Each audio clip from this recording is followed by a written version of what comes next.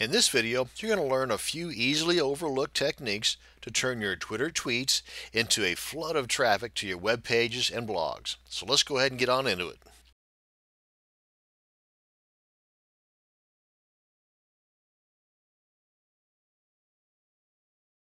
Probably the most obvious way to increase the traffic flow to your blog or website through the URL that is posted in your bio box here is the number of followers that you have, the number of new followers that you get, and the quality of the tweets that you post.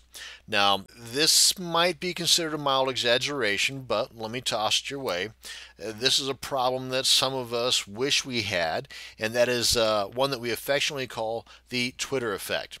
Now, this is where you post a tweet, a quality tweet, and your followers read and then retweet your post, and then their followers read it and retweet, and then their followers, you get the idea, so on and so on down the line, and this sends a massive wave to the URL that you had included in that quality post. And then all of a sudden, bam, your site or blog crashes from the overload of visitors. Now, wouldn't that be sweet? Now, again, this is just a mild exaggeration for most of us, but hey, there are those out there that have the kind of follower base that this happens to. One reason that they might have crashed their site, again, I'm getting kind of off topic here, but I feel that it's worth mentioning, is that most folks have their blog hosted on a shared hosting account, and that's where you're going to find the problems whenever you get a massive wave of people at the same time, that you might encounter the crash problem. Now, if those blogs were hosted on a dedicated server, then it will withstand the massive waves. So I'm not saying to go right out now and switch your hosting account and spend the extra money required for a dedicated server, but it is something to consider that if you are one of those folks that have a massive amount of followers and you have the ability to toss out quality content in your tweets, and your site crashes on a regular basis as a result of that, well, you might want to consider then spending the extra money and a little effort in getting your shared hosting account switched over to a dedicated server.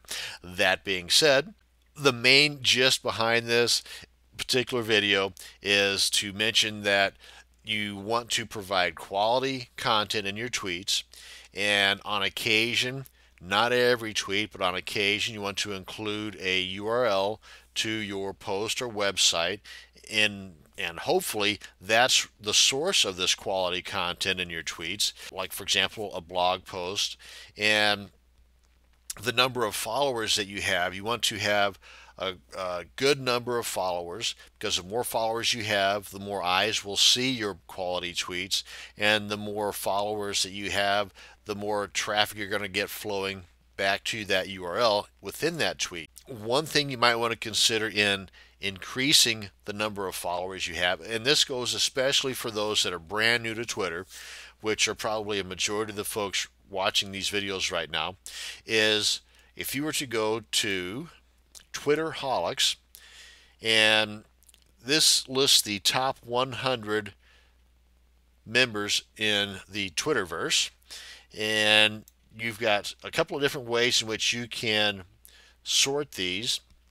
This way, kind of, I believe the default way, is by the number of followers. Old Barack Obama has the most. I mean, by far, almost twice as many as the second person, Stephen Fry. And Barack Obama's got, well, as you can see, about 250,000, and the number of friends about the same, actually a little bit more. So he has 250,000 people that are following him, and he, or the service, is following a little over 250,000. And he's got, since he started almost 2 years ago, 265 posts. He's been a little bit busy doing other things, I think. So one thing you can do here is, because what this says here, these numbers here, tell me that if you click on the link to follow Barack Obama, somehow or another, be it by magic or automatic refollow or whatever you want to call it, you will in turn gain a follower from Barack Obama. Okay? So that's just kind of how that works. Now you can see how this one here is a little bit off. This one here is, like CNN. That's this third one here. CNN, breaking news. Now they got a whole bunch of people following them right here. They got a whole bunch of people following them, but for some reason they don't reciprocate. So you might want to follow them for the breaking news, but you don't want to follow them in the hopes that they're going to follow you. So just keep that thought in mind. So what you might want to do here is check out the number of friends these people have. And this would give you some kind of a barometer or a gauge to go by as to who has the most friends, who follows the most. Again, Barack Obama's numero uno, and Mr. Tweet's number 2. And again, using these numbers here as a guide, you can see that he follows, or Mr. Tweet, assuming it's a he, follows quite a few people. More than likely, everybody that clicks on his follow link will in turn be followed by Mr. Tweet. So if you go through here and just kind of go down and start clicking on the links over here of these people, then chances are pretty good they will in turn reciprocate and start following you.